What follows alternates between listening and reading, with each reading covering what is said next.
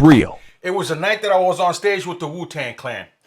So this was way back when the height of the Wu Tang, and they came out. This is when they dropped their second album. What was it with abomatomically sophocles, philosophies? You know that lyric. I'm horrible with lyrics. Long story short, I'm 19 years old. It's just an all-age show. They serve an alcohol, but you could only drink if you have a bracelet on. And of course, you know, I'm a young kid. I'm sneaking in a few drinks. So I'm sneaking some drinks, and I'm being really coy with it. But, you know, the music gets to me after a while, and the Wu-Tang's not there yet. It's the DJ pumping up the crowd. And I get a little bit excited. I start, you know, jumping with a drink in my hand, you know, going off, whatever.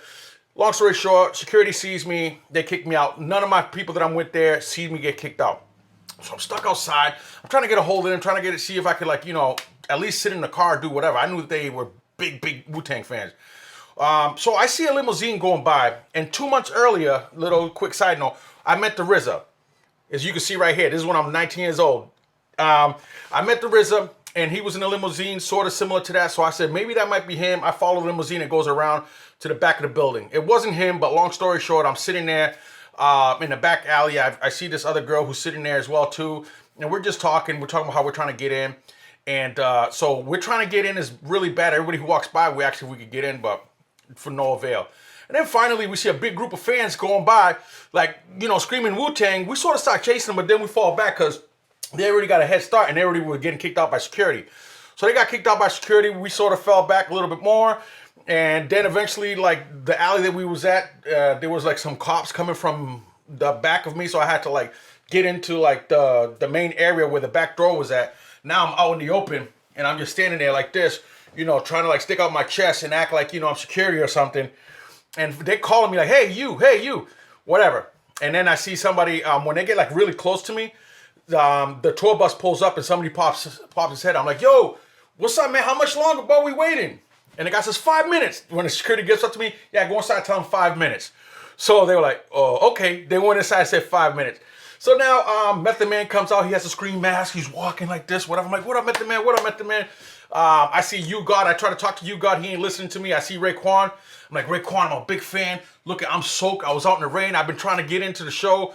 Like, can I just walk in with you? He's like, I can't make you no promises. You know what I mean? Whatever. I'm like, don't say nothing. I'm just going to walk with you. So I start walking like this, open the door. I act like I'm security. I'm like, all right, come on. I walked him through.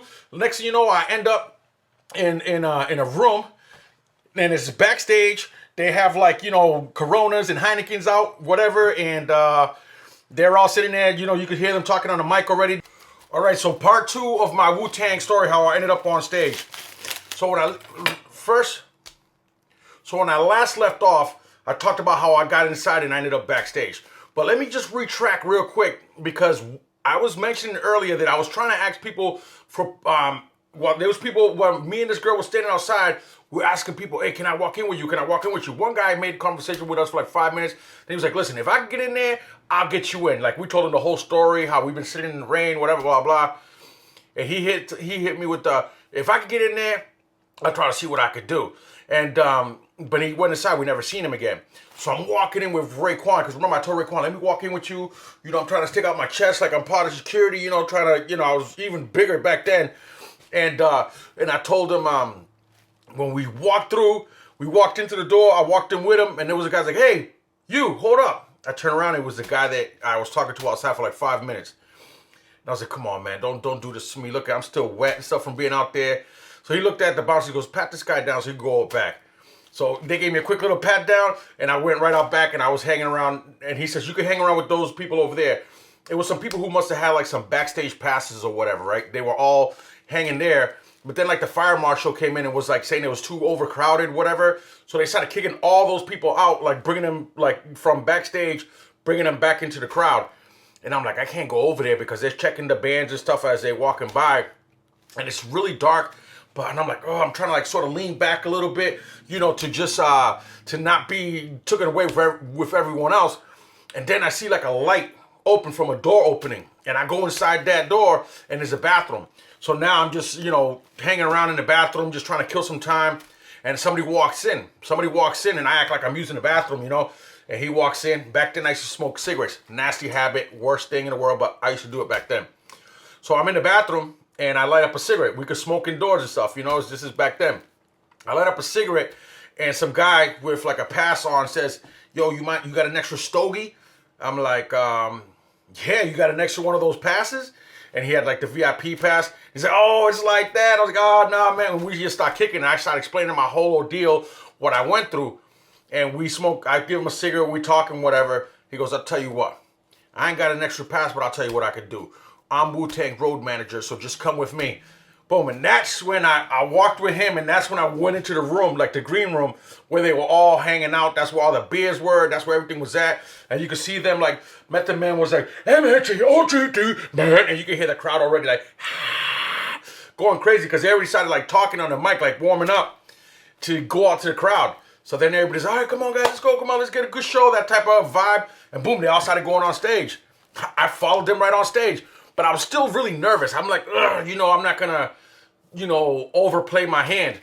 So I'm sitting there, and I'm sitting by the speakers. You know what I mean? One of the big speakers, I'm sitting there, and they're going off. They're doing their thing, whatever. They're going song after song. And then Method Man taps me on my shoulder. And I'm like, what's up? He's like, yo. I'm like, huh? I'm like, oh, he wanted me to give him, like, the all fours so he could step on my leg, and then, climb up and get on top of the speaker. So we're trying to get on top of the speaker, and he's just, it's one of these motions right here, and I sort of like, by the time I get him up, I'm more like, the light now is on me. The light is directly on me and on the speakers, because that's where Method Man's at. So I move away from the light, and when I move away from the light, I go more towards the stage. So now I'm sort of towards the stage, and I'm chilling by the stage, and I'm like, I start making my way more and more by the DJ booth, and there's people dancing, not dancing, but there's like people there, like on the stage with them, with their towels, waving their towels, and I'm like, what, I gotta act like I belong. So I got a towel too, and I'm just like, M-H-T-O-D, man, and I'm doing all this right here, right? So then now I'm part of the crew. Now I'm on stage. I'm part of the crew. We're enjoying ourselves. And every time now that the music stops, be like, chicka, chicka, chicka, chicka, yeah, yeah, yeah. Providence, what's up? And they're just talking a little bit, and there's a little silence in between songs. All you hear from the backstage, my boys were 20 deep.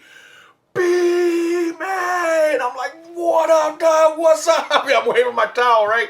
Because they see me now. They're like, oh my God, he's on stage. And so I'm part of the crew now. Now I'm part of the crew. I'm part of Wu Tang Clan. And, whatever's going down, I'm with them. A big ruckus forms in front of the the stage, like with the fans and stuff. And everybody starts going over there. Oh, what's going on? I'm with them. I'm in the mix. Like, what's going on? I'm here. And I see somebody like reaching out their hands and stuff. And people are like, yo, grab him. I'm grabbing. And this is a part of the story that's unbelievable that people don't realize is so true.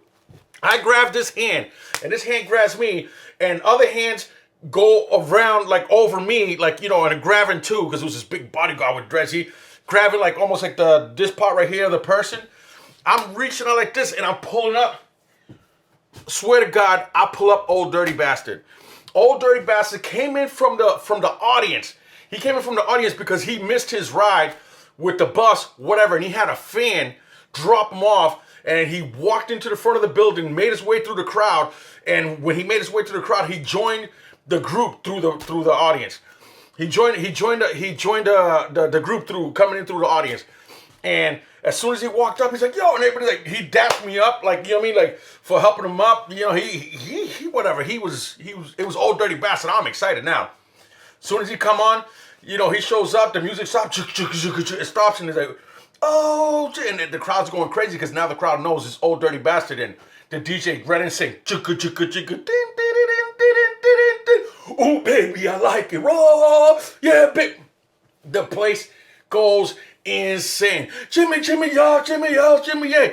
I'm going insane. I got my towel. I'm like this. He keeps dapping me up in between songs because the only thing he knows, I helped him up on stage. And the show was crazy. They performed for another like 45 minutes. The whole time I'm on stage, waving my towel, having fun. And at the end, Old Dirty Bastard was like, yo, Providence, thank you. You know, I just want to say, and the whole crowd's going crazy. Thank you to, let's say the name is Scott. Thank you to Scott for giving me a ride to the arena and helping me get inside here. And you know, I missed the bus, whatever. He made a joke. Peace, I love y'all. Boom. Hands me the mic. I'm sitting there because I'm right there with him, like, yeah. And then he just say, peace, I'm out. And he did this.